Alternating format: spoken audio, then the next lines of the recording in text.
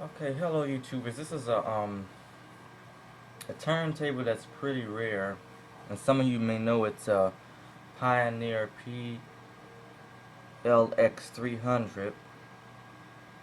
I got this one from eBay for a decent price, and it still has the original moving coil cartridge that sells now for like $250 to $400. And I just figured I'd make this video for some of you if you need to replace the belt or if you need to do any special cleaning. But in this video I'll be showing you how to replace the belt on your turntable. And if you have any questions regarding the drawer not coming out or the arm not going into the correct diameter, just message me and I'll reply back to you, and maybe I can get some help. Okay, so to open this turntable, now it's real simple. It seems hard, but it's really simple for this one. So to open this, of course, you'll need your belt, and you'll need just a regular screwdriver. And it'll be good to have one with the magnet, because apparently I can't find mine right now, so I'll just have to use a standard one. Okay, so first, now you must have the table closed. You can't have this open and try to get the table out because it matches a hole under the turntable that you have to unscrew, and it comes loose. So first thing, you want to flip it upside down. Now this hole here, this is the hole that undoes the turntable as far as the table, because there's two steps. Because for one, you have to put the table back on with the belt, and for two, you have to reach the pulley that spins the table. So this is the one you would use. This hole here undoes the table, so you can take that off and take off the belt that recently broke or that came to pieces. And in my case, mine was like stuck like a ring around the turntable, so I had to like kind of scrub it off. So it probably been sitting for a while, and someone decided to use it, and it just broke off. So you want to get in there and undo that, and you might want to hold down because this will come out and it'll be hard to get out, and you have to listen carefully and make sure that when it undoes this, that it actually comes out, because then if you don't do it right, it'll be loose but it won't come out because the screw would still be halfway in. It'll be unscrewed, but if it's not done properly, it'll be hard to come out. So maybe I can get lucky. Let's see. Yep, in that case, it's not coming out. So you probably want to hold under there and keep going. And then if it doesn't come out, you want to hold the drawer firmly through and unscrew it. And that's what mostly helps a lot. Okay.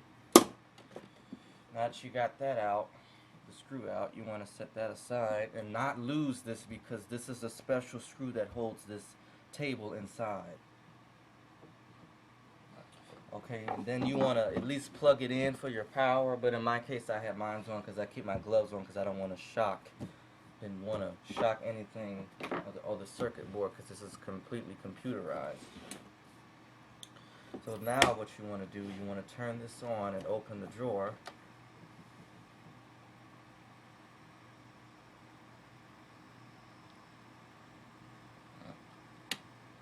And now the table should just lift off. And then of course you just clean the ring around here to make sure you got all the oil and residue off.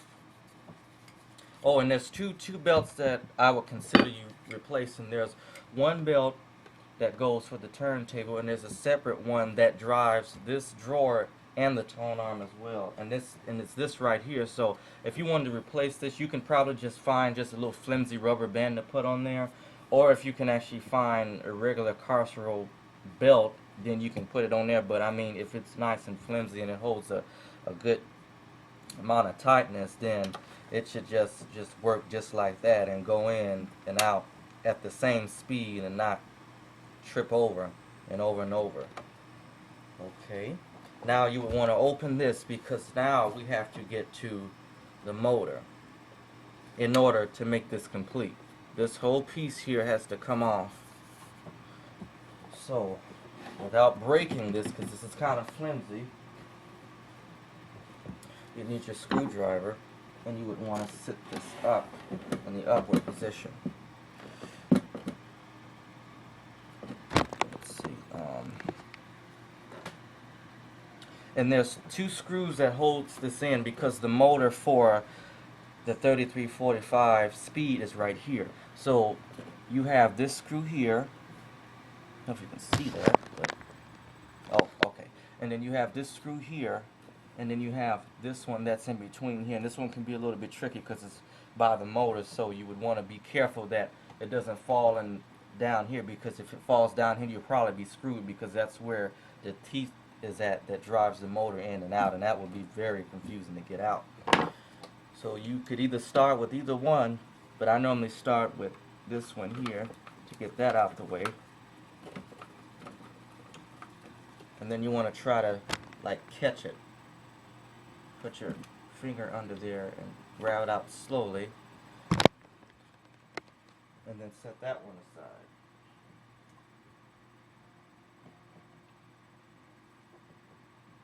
And then you want to do the other one.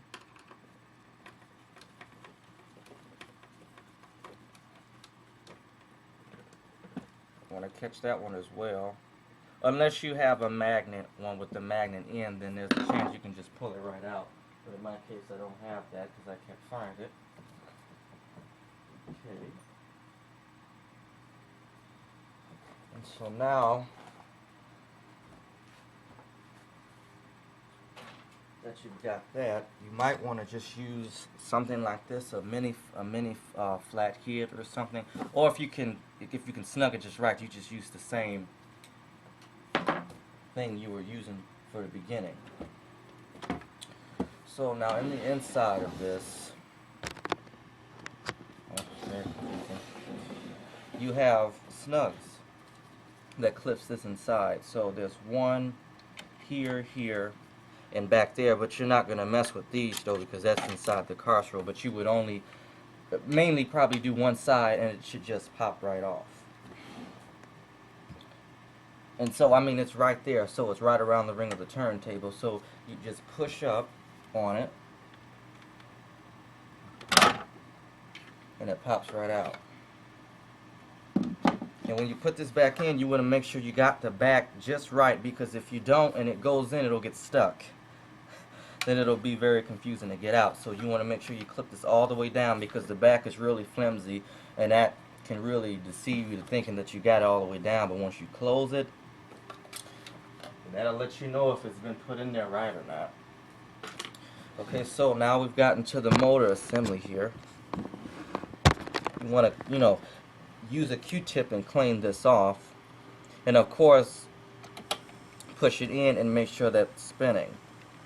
That's what I had to do, but mine, in my case, spent very slow, probably due to old oil. So I had to get a Q-tip and just with alcohol and just let it go around, and it eventually caught itself back up to speed.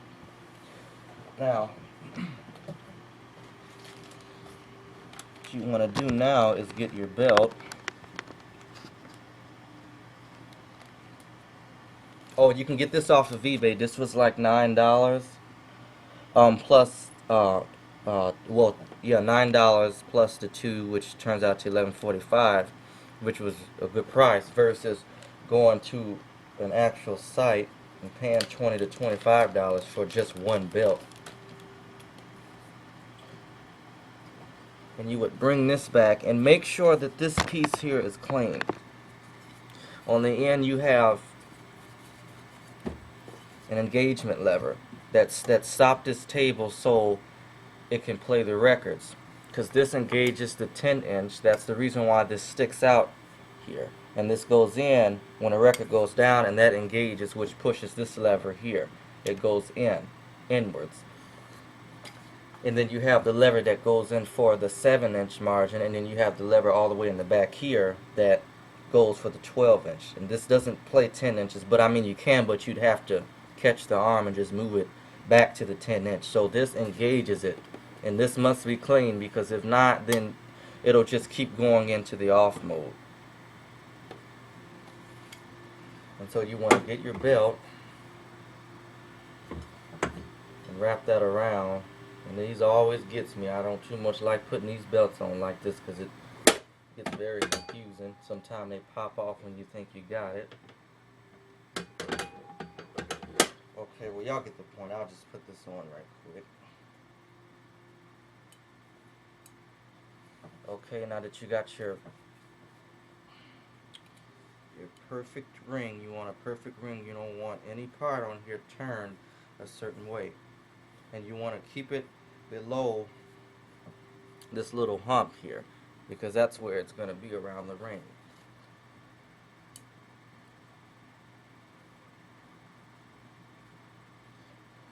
And while sitting this down carefully, you're going to hold one end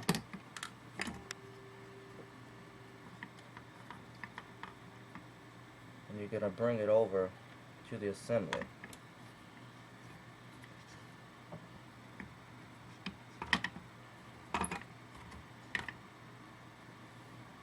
Then you can test it and see how it does.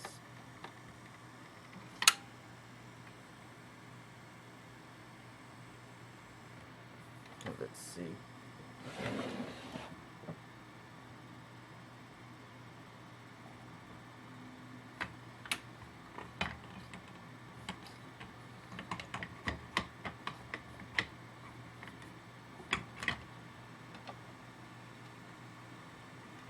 And yes, the table does spin now that you've got it at the correct place, but you just have to level it back down for it to spin correctly now.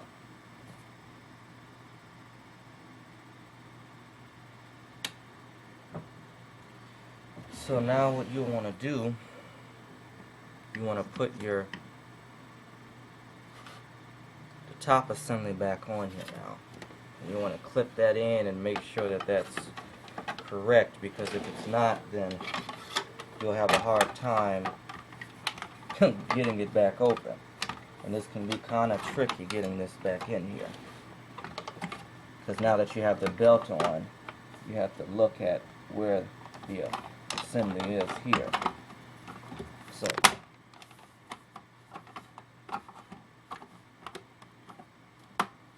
okay, now that you got that on, you have to close this now. And of course it's going to do that because it's not leveled at all.